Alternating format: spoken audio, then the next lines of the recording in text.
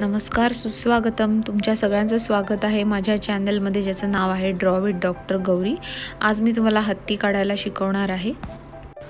अतिशय सोप्या पद्धतीनं जॉमेट्रिकल शेप्समधूनच मी हत्ती काढायला शिकवणार आहे.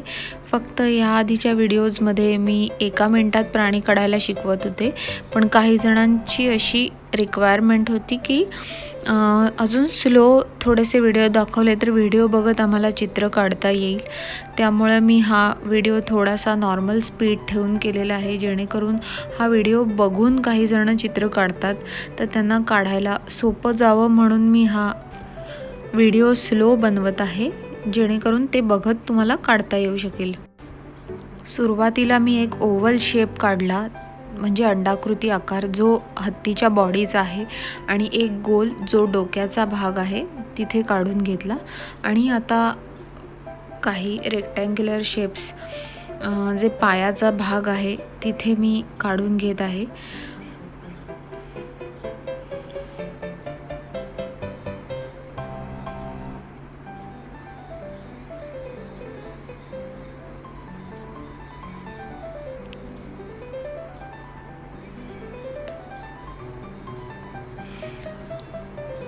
लेफ्ट हँड साईडला वरच्या कॉर्नरला मी एक कन्सिस्टंटली जॉमेट्रिकल शेप्समधून आपल्याला हा हत्ती कसा मी काढलेला आहे ते शेप्स तुम्हाला समजावेत कंटिन्युअसली, आणि तुम्हाला व्हिज्युअलाइज व्हावा हत्ती काढताना, यासाठी मी ते बाजूला चित्र ठेवलेलं आहे. आता आपल्याला हत्तीची सोंड काढायची आहे, तर ही सोंड जी आहे ती 2 एस या पद्धतीनं आपल्याला काढायची आहे. जो सोंडेचा आतला भाग आहे त्याचा वरचा अर्धा भाग मोठा अर्धा गोल असणार आहे आणि खालचा छोटा अर्धा गोल, आणि बरोबर ऑपोजिट जो बाहेरचा भाग आहे त्याच्यामध्ये वरचा अर्धा गोल हा छोटा साईजनं असणार आहे आणि खालचा भाग हा मोठा अर्धा गोल असणार आहे.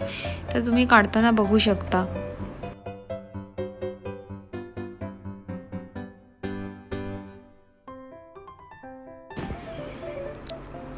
हा हत्तीच्या तोंडाचा भाग आपण काढतोय. आणि आता हत्तीच्या कानाचा जो भाग आहे तो ट्रायंग्युलर शेप पहिल्यांदा काढून घ्यायचा, आणि मग त्याला कानाचा थोडासा नॅचरल शेप आपल्याला द्यायचा आहे. आधी आपण ट्रायंग्युलर शेप काढतोय आता हा,